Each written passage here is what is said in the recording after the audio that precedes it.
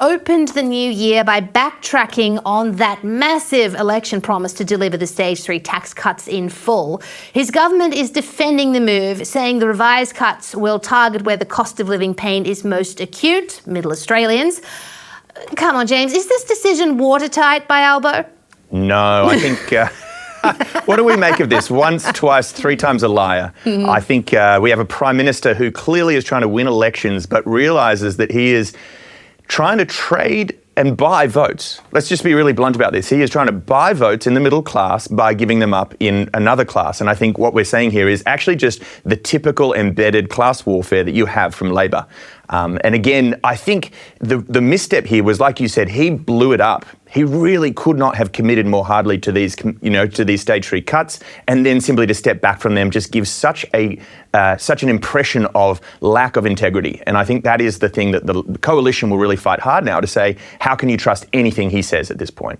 Well, the coalition is absolutely going to dine out on this and show they should. Well, look, what irritates me, James, is that people now in Australia are really, really hurting with the cost of living crisis, really, really hurting.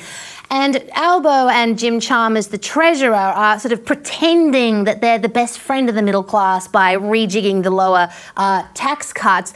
But they're just, sliding in the fact that if these middle class people have any kind of aspiration to earn more money or to save or anything, then they're going to be suckered with 37.5% tax when they hit $135,000, which nowadays is an income that actually doesn't stretch very far if you live in a capital city like Sydney, for instance. Is this lying by omission, in your opinion? I think it's not even lying by omission. It's just full-throated lying. Let's be really clear here. Everyone is suffering. And there's this question that Albanese says, well, can he defend, someone earning $200,000 paying more tax? And he is trying to weigh that up with the middle classes. The unfortunate truth is everyone is paying more tax. Bracket creep there was a commentary this week that said bracket creep was more damaging than the interest rate rises to the common home. And again, in a place like Sydney, where even if you earn an amount of $200,000, you can't necessarily afford a home with a mortgage. So again, we're talking about economic crises that are all coming together, and he thinks that tinkering in the tax system is actually going to be a solution. And the class warfare sort of undertones are really quite extraordinary. I mean, which is again sort of irrelevant in today's society and today's economy. I mean, if you look at the current top tax bracket, which is $180K per year, which Albo will raise to $190K per year. I mean, that gets taxed at 45%. That's nearly half. You add the Medicare levy to that, possibly the Medicare levy surcharge and any HECS debt that those people might have, you're suddenly paying like 60 or more % of your income to the government, which means that sort of high income doesn't stretch very far at all if you have like one child and a house. Add to that the fact that when the 180,000 bracket came in, I think, correct me if I'm wrong, it was around 2007 or 2008.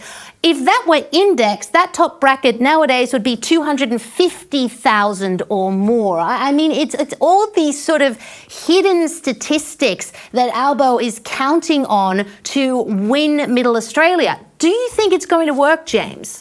I think, honestly, in the cost of living crisis that we are seeing at the moment, you have a government that is tax and spend, but unfortunately they're trying to do it by stealth. This is tax by stealth, and they're trying to provide, subsidies and programs to classes and electorates that they actually, benefit from, and cut infrastructure in electorates and areas that desperately need it, and they're waging not just a class warfare but a political, pork barrelling effect all across Australia, and they're doing that at the moment with some success, but unfortunately I think, they are becoming unflapped, and we are seeing that they are not trustworthy.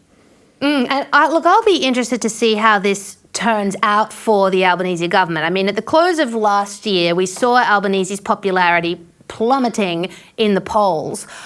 We also, and this shocked me to the core, saw him get booed quite vociferously at the Australian Open final the other night, and that's in Melbourne, which is Australia's Portland. That's like left-wing heartland. And also the tennis crowd, it's not a football crowd. Generally, they don't boo, they're generally very posh, so to speak. So we're seeing all of this stuff. Do you think this tax backflip will be the final nail in the coffin, or will he survive this?